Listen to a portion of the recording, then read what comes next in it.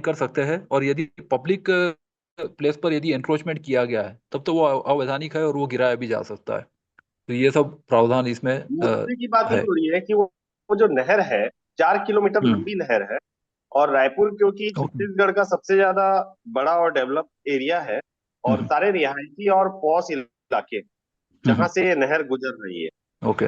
उस पूरे के पूरे नहर पर जो कब्जे हुए वो इतने बड़े तादाद पर है कि कई बार ऐसे मामले हाई कोर्ट में आशीष तांडी जी लेके गए थे।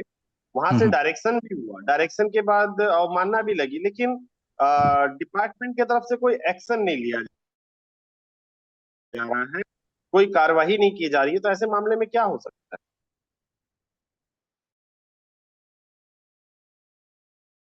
एग्जीक्यूट कराने का प्रक्रिया होता है, और एग्जीक्यूशन के भी पावर चूंकि रेरा में दिए गए हैं।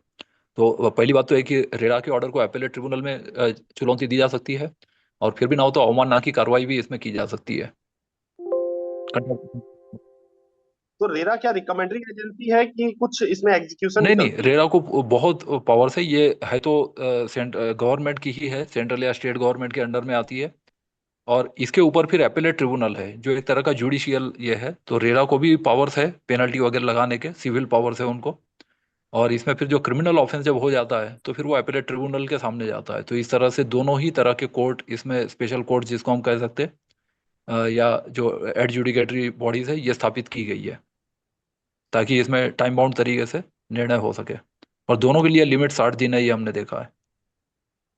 इस मामले में जो एक खास बात और आ रही है, जो इशू बन रही हम्म। है, वो इशू ये बन रहा है कि जिन लोगों ने वो जमीनें खरीदी थी, जिन लोगों से खरीदी थी, उन लोगों ने उनको गलत जानकारी देते हुए उस जमीन को उनको सेल आउट किया।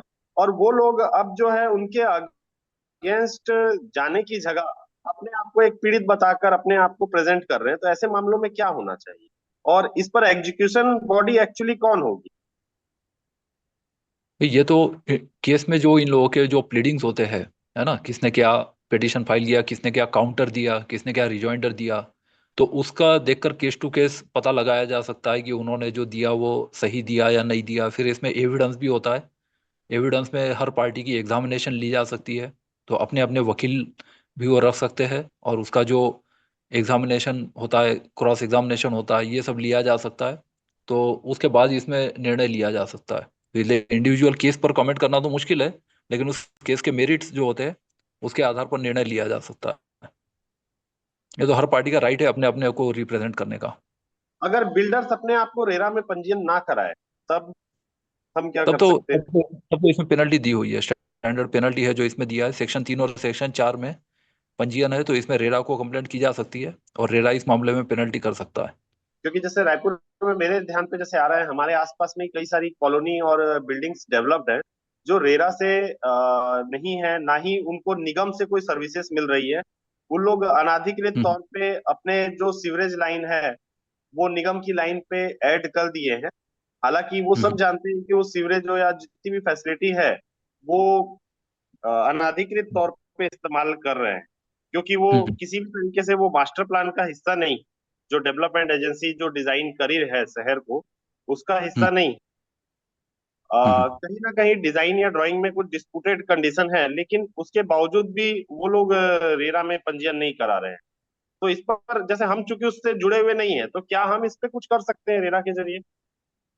रेरा को कंप्लेंट की जा सकती है, क्योंकि इसमें जो सेक्शन 3 और सेक्शन 4 है, इसमें इनको पावर्स है। तो पंजीयन न कराना ये नॉर्मली सेक्शन 3 और सेक्शन 4 का उल्लंघन है।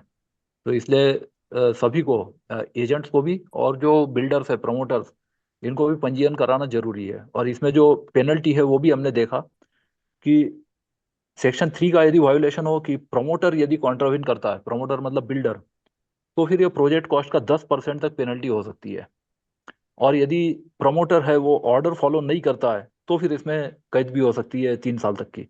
इस तरह का 59 में है। और इसके बाद फिर सेक्शन 4 का उल्लंघन है, तो उसमें फिर सेक्शन 60 लागू होता है, कि जिसमें प्रमोटर यदि झूठी इंफॉर्मेशन देता है तो फिर सेक्शन 4 में जो है प्रोजेक्ट कॉस्ट का 10% तक उसको फाइन हो सकता है।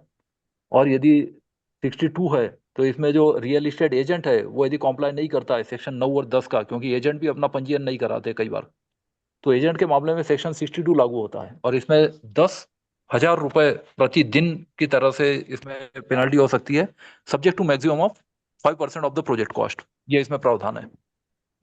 एक आखिरी क्वेश्चन मेरा और है जो मेरे टॉपिक से हाँ जी। रिलेटेड है। हाँ क्या जी। ऐसी कॉलोनियां जो रेरा से रजिस्टर्ड हो या ना हो, लेकिन वो कॉलोनियां रेसिडेंशियल पर्पस के लिए बनाई हुई ये मकान बना रही हैं या बेच रही हैं या किराए में दे रही हैं, अगर उन हम्म। भवनों का इस्तेमाल कॉमर्शियल एक्टिविटी या फिर इंस्टीट्यूशनल एक्टिविटी जैसे कि स्कूल या कॉलेज कोचिंग या फिर हॉस्पिटल या नर्सिंग होम के जैसे हो, तो इस पर भी कुछ रेरा एक्टिविटी कर सकती है? नहीं, रेरा इसमें लागू नहीं होगा। ये जो लैंड यूज कन्वर्शन है ना, ये जनरली पॉलिसी मैटर होता है।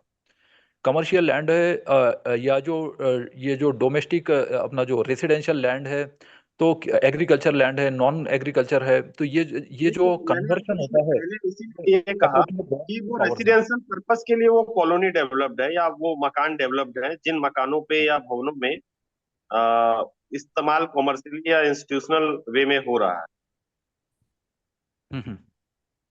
तो ऐसे देखिए, इशू पर कुछ कर सकती है रेरा? नहीं, रेरा का रोल इसके बाद शुरू होता है। देखो, जब एग्रीमेंट बन जाता है ना, उसके बाद बिल्डर का काम शुरू होता है। तो ये जब तक कोई कॉन्ट्रैक्ट साइन नहीं हुआ है, इसमें इको आ रही है।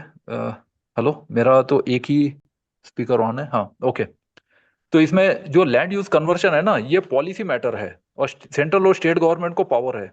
लेकिन यदि इसमें किसी कानून का उल्लंघन है, जैसे कि जो फॉरेस्ट लैंड है या एग्रीकल्चर है, नॉन एग्रीकल्चर है, या अलग अलग जो कमर्शियल जोन होते हैं, या जो एक्सपोर्ट प्रमोशन जोन, कई तरह के होते हैं, तो लैंड यूज कन्वर्शन में यदि किसी कानून का उल्लंघन यदि होता है, तो फिर वो उसमें कोर्ट में जाया जा सकता है। रेरा का रोल इसमें नहीं है। रेरा केवल लीगल इलीगल देख सकता है, लेकिन इलीगल भी है तो रेरा को पावर नहीं है। रेरा जो है वो केवल जो प्रमोटर है, रियल इस्टेट एजेंट्स है, इनको रेगुलेट करने के लिए बना हुआ है।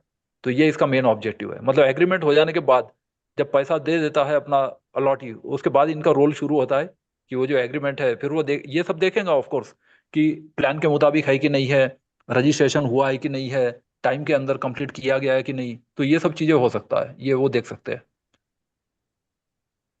प्लान वगैरह अप्रूव करना जो है, ये कंसर्न जो डेवलपमेंट अथॉरिटी होती है सिटी की, जो अर्बन डेवलपमेंट अथॉरिटी होती है, उसी का काम है। जैसे अलग अलग जगह पर बने हुए हैं सिटी के नाम से, तो वो इसको मंजूरी देती है और नक्शे भी वही मंजूर करते हैं।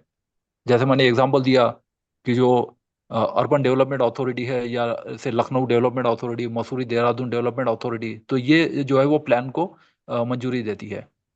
Land use conversion policy matter होता है, इसको रेरा में नहीं ले जा सकते। रेरा इसमें केवल लीगल इलीगल देख लेंगे, लेकिन इनको जो पावर्स है या जो पिनल पावर्स है, वो भी केवल बिल्डर्स या प्रमोटर्स और रियल एस्टेट एजेंट्स और अलॉटीज के